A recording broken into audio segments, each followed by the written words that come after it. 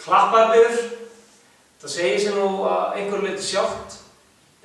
Markmiðið bara að gera kraftútgáfu af armbeyju og sprengiarmbeygja má líka kalla þetta. Aðalatriðið hér að velja erfiðleikastig sem hentar.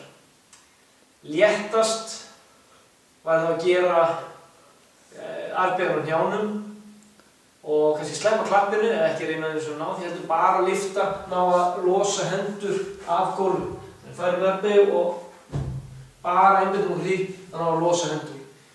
Framfram á því væri þá klapp, jafnvel 2 klöpp og síðan gætum við farið upp á tærnar með sömu framþróun.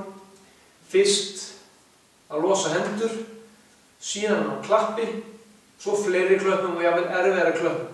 Það er hægt að klappa fyrir aftan bak, það er hægt að snerta höfuð í loftinu, herðar, hné eða jafnvel tær.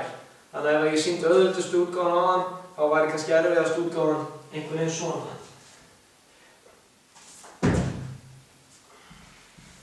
Þannig að aðalatriðið finna erfiðleikastig sem hentar og sem krefst þess að maður gerir þetta mjög kraftmikið.